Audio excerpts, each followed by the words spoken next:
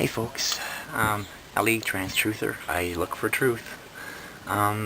Where we're at in the Infowars slash Q scandal is that now Infowars has exposed Q as an app scam. Apparently they had some guy with a skull mask. He's not showing his face in the video. I'm going to post a link below in the description of the video. For this video, watch it. It's some dude in a skull-like mask, and he apparently is a not data miner. He's a follow the numbers kind of person who checks out various things. So what I wanted to do was just run over my points. So the whole thing about Q and this Ponzi scheme thing is that no arrests have been made. Basically, we're constantly told about arrests and arrests and arrests, and one or two small arrests were made. All these sealed indictments there is, and you know, the whole sealed indictment thing I really have a doubt on, simply because it takes so long just to get one sealed indictment, let alone thousands and thousands. So that I find a little kind of weird. There's definitely different people posting, because the last post that exposed Alex, it seemed like it was written by a libtard. I don't mean to insult anybody, but it came across as someone different from the other Q posts. And apparently, well, we know this is a consortium of people, and now we're told it's a consortium of people who are running an app scam. And apparently these apps, when you put them on your phones, they data mine all your information, your name, your address, anything you put into that phone will be data mined and saved. This is what they're saying, okay? I'm not verifying anything because I'm not a computer person.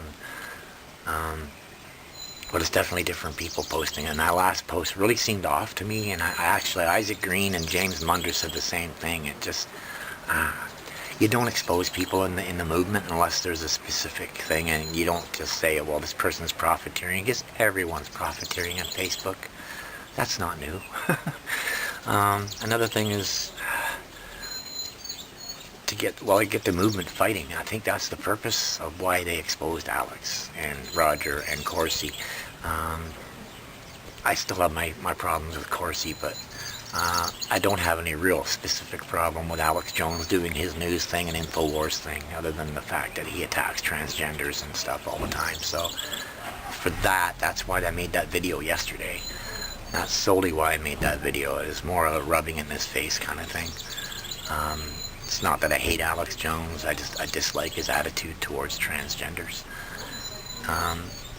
And the other thing is that there's so many anons involved in the board and doing research and leaving posts and stuff. Now these guys are hackers. They didn't pick this up. I find that a little weird, don't you? Anyway, so why did they leave 4chan? They said they left 4chan and switched the trip code again. Because it was compromised, and truthfully it was not compromised. They were kicked off it. Basically they were not allowed to run the Ponzi scheme on 4chan, so they went to 8chan, and this guy figures 8chan will do the same thing, so we'll see. So yeah, basically they're saying it was a Ponzi scheme to make money, or is Alex making this up to try and save his product, which is Infowars, okay? He has a lot of followers, he has his whole life invested in it, and I can't see him just letting this profiteering accusation ruin his business. I can't see it, so he's going to fight back, and I knew he would. But is this Alex fighting back, or is this legit? See, that's what we have to discern. Without getting up in arms and fighting and going after each other and stuff, we have to really look at everything, piece it all together. Myself, I'm just kind of caught up in this because I was so excited when Alex finally got jabbed after all the time he's jabbed other people, mostly transgender and gay people. So another thing, my problem is why so many trip code changes. You know, if this person's high military intelligence, they wouldn't have to change the trip codes all the time. It would be the same trip code. Or they would change them every time for security reasons. And that's not how it's been. And it seems every time the crypt code changes, we get someone different posting. It seems that way. By the way, things are written according to the prior posts. It just seems weird to me. And that last post really, really was weird. And I will agree with James Munder and Isaac Green on this. I just think it was something to divide our community and to stop us from going ahead and taking back the countries.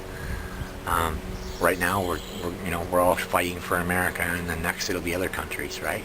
Hopefully mine too.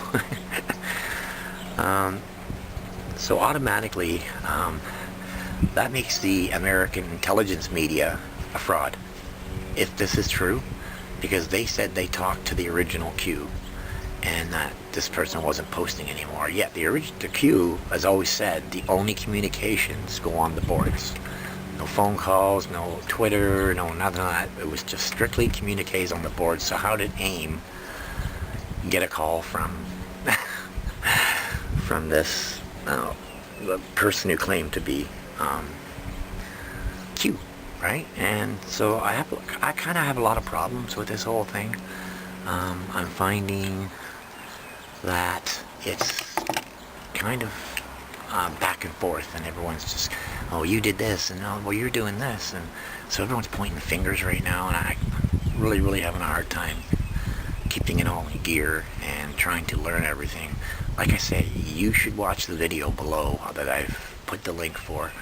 The guy seems credible, but I mean, how do you see someone as credible when they're dressed in a skull, a Reaper type mask, right? So he himself, he's insulting these people for not showing their faces and using their own names associated to the app, yet he's hiding his face too, claiming that a journalist is going to expose all this. And basically, I don't know where it's going to go from here. What do you think? I think this is all getting really crazy. And like I said, as much as I'd like to see Alex get his, I don't want bad things to happen to Alex or any of the crew at InfoWars. I mean, I've been watching them a long time. Okay, I learned a lot from InfoWars.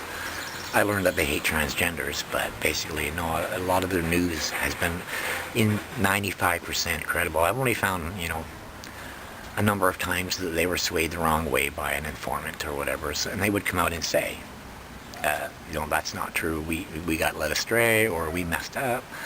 He always comes out and he makes it right, so he doesn't just, like CNN, just blow it off kind of thing. So, I don't know, you can have a look, check it out. Let's see where this goes. This is going to be a nasty fight. I think this whole Ben Shapiro thing's been put on the back burner, and it looks like, Q and InfoWars are going to go back and forth at it. So we'll see where it goes, and what can I say? I search for the truth. That's all I do, and that's all I want to do, is so I can share the truth with my fellow truthers who have been sharing the truth with me. A lot of sites that I watch, i.e. Isaac Green, James Munder, April of June, just a ton of people, BP Earthwatch, really good sites, okay? These people are very credible, they're patriots, and they don't mess around with garbage information, especially Jesse at BP Earthwatch. He does a lot of research on what he finds out before he puts videos out. I've always seen him as very credible. But I follow a lot of different people. Lionel from Lionel Nation, can I say, I like to keep into the community of people who like myself, who look for truth and don't just pump out every little thing you hear like it's the truth, right? I'm telling you right now, I want you to investigate. I want you to watch this video, and you tell me in the comments and let me know what you think, because this is getting really crazy. But if you have that app, and if you have any doubts, take it off your phone, because it's data mining all your information. That's the Q app, right? Until we find out, it's only $2 or $3 to buy the dumb thing. So if, just for safety's sake, they're watching everything you do if you have that app on your phone. And in fact, I was told a long time ago, and this is the reason I don't put any apps on my phone, most apps have a backdoor for hackers. Okay, most apps are actually basically viruses, is how it was explained to me. There are some that are credible, but I mean, who knows if they could be hacked or not. I mean, you can hack an automobile, you can hack an airplane, there's so many things going on right now, and everything's kind of tied in with computers. Like, they've got our whole existence revolving around computers and cell phones and such, and technology of not natural technology, like talking to each other and stuff. So with that, our information becomes public, and you can't hide anything about yourself. From your bank records to your personal information, your birth certificate, everything's online. Even if you don't have any devices, you don't have a phone, you don't have not even a camera, okay? No computer, no nothing. If you have nothing digital in your life, you have a bank account, all your stuff's online. All your information, your shopping information, everything. And banks get hacked all the time. So it's just something to think about. And I'd seriously maybe wait another day, see how this goes. Like, this person claims that the journalist is going to be releasing all this information very soon, so we'll see. But I really think we should kind of take a look at this, because this could very well be. The only thing I'm kind of iffy about is that one day an anon had asked Trump to say tippity top clean or something like that, and